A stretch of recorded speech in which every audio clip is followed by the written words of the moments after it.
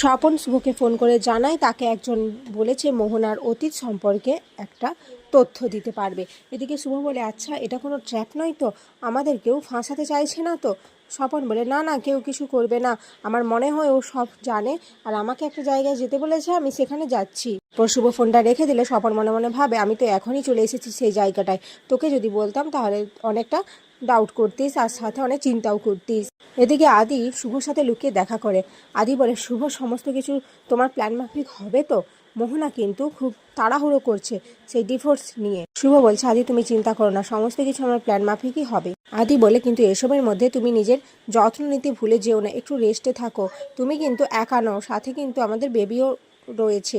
অপরদিকে মোহনার মার সাথে আকাশ সেন বলে, আমি যা করছি একদম ঠিক করছি, আমি চাই না আমার বোনের কোনো ক্ষতি হোক। আকাশ সেনের মা বলে, কিন্তু তুই যেটা করছিস সেটা কি একদম ঠিক করছিস? সেটা তো অন্যায়। একজনের খুশির জন্য আমি আরেকজনের খুশিকে কেড়ে নিতে পারবো না। তোর বোন কিন্তু অন্যায় আবদার করছে আর তুই ওকে শাস্তি না দিয়ে তুই কিন্তু ওর অন্যায় আবদার প্রশ্রয় দিচ্ছিস। আকাশ সেন বলে, তাহলে তুমি কি বলছো, আমি আমার বোনকে আবার ওই মেন্টাল অ্যাসাইলামে পাঠিয়ে দেবো? এতে ওর খুব কষ্ট হবে মা, আমি কিন্তু সেটা করতে পারবো না। আমি আমার বোনকে খুবই ভালোবাসি আর ও আদিকে পেলে সমস্ত কিছু ঠিক করে ফেলবে, তাই ও যাকে চায় আর যার জন্য ও ভালো থাকবে আমি সব কিছু ওকে এনে দিতে প্রস্তুত। আমি ওর ওই কালো অতীতটা ওকে আর কিছুতেই মনে করতে দেব না। আকাশ সেনের মা বলে, কিন্তু তুই যেটা করছিস সেটা একদমই ঠিক না, এর মূল্য কিন্তু তোকে চোকাতে হবে আকাশ, হয়তো অনেক বিরাট কিছু ত্যাগ করে বা অনেক বিরাট কিছু খুইয়ে। এদিকে স্বপনের পেছনে একটা লোক এসে স্বপনকে ছুরি দিয়ে আঘাত করে।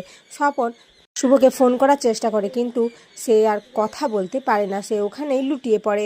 এদিকে শুভ স্বপনের ফোন পেয়ে স্বপনকে বারবার ট্রাই করতে থাকে কিন্তু স্বপন কিছুতেই ফোনটা রিসিভ করে না। এটা দেখে শুভর খুব চিন্তা হয়, খুব ভয় লাগে। অপরদিকে সেবন্তী ভাবতে থাকে কিভাবে পুলকের জন্য এতগুলো টাকা সে জোগাড় করবে, তার চিকিৎসার জন্য কিভাবে এতগুলো টাকা ম্যানেজ হবে।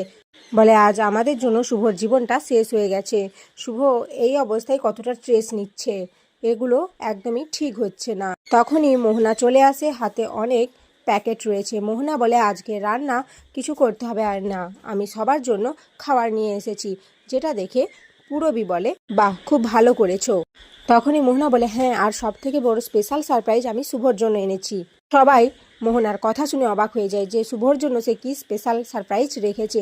এরই মধ্যে মোহনা শুভকে একটি পেপার দিয়ে বলে, এই নাও ডিভোর্স পেপার, এটাই হচ্ছে তোমার জন্য আমার তরফ থেকে স্পেশাল সারপ্রাইজ, তুমি এতে সিগনেচার করে দিলেই আয়ান সারা জীবনের মতো আমার হয়ে যাবে। সেবন্তী এটা দেখে বলে, না, শুভ কিছুতে এতে সাইন করবে না, শুভ আদি স্ত্রী আরও সারা জীবন এই পরিচয়েই থাকবে। এদিকে তখনই আদি চিৎকার চেঁচামেচি শুনে নিচে চলে আসে, এসে দেখে মোহনা ডিভোর্স পেপার নিয়ে চলে আসছে। কিন্তু আদি তো কিছুই বলতে পারে না, কারণ সবটাই তো শুভর প্ল্যান মাফিক চলছে। এদিকে পুলকও চলে আসে, পুলক এসব দেখে হাইপার হয়ে যায়। সে আদিকে বলে, আদি তুই চুপ করে আছিস কেন, বল কিছু, তুই কেন শুভকে ডিভোর্স দিবি? ওই মেয়েটার কথা শুনে তুই আমাদের কথা ভাবিস না, তুই প্লিজ শুভর কথা ভাব, ও কিন্তু আর একা নেই, তোর সন্তানের মা হতে চলেছে ও। আদি বলে, সবার আগে আমার পরিবার, তারপরে বাকি। যেটা শুনে সবাই অবাক হয়ে যায়। এদিকে মোহনা তো মনে মনে খুব খুশি হয়ে যায়। এরপর শুভ মোহনার ওই ডিভোর্স পেপারে আনাতে তাতে সই করে দেয়। সবাই আটকাতে চেয়েও শুভকে আটকাতে পারে না। এদিকে শুভ সিগনেচার করার পরে মোহনা খুব হাসি খুশি হয়, খুবই আনন্দিত পায় যে সে সারা জীবনের জন্য আয়নকে পেয়ে গেছে। আগামী পর্বে দেখা যায় মোহনাকে কেউ ফোন করে জানিয়েছে যে কেউ একজন মোহনার অতীত সম্পর্কে খোঁজ করার চেষ্টা করছিল, কিন্তু কে সেটা সে বুঝে উঠতে পারছে না। মোহনা কিছুতেই বুঝে উঠতে পারে না যে কে। মোহনা শুভলক্ষ্মীকে ডাউট করে, কিন্তু তার কাছে কোনো প্রমাণ না থাকায় সে শুভলক্ষ্মীর প্রতি অতটাও কনসেন্ট্রেট করেনি। এদিকে শুভ ভাবতে থাকে, মোহনা তুমি কি ভেবেছো যে তোমার বুদ্ধিতে সমস্ত কিছু হচ্ছে? না, এর মাস্টার মাইন্ড যে আমি।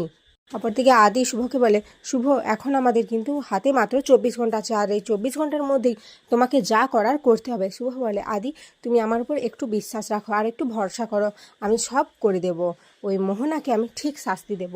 আর এখানেই আজকের পর্ব শেষ হয়ে যায়।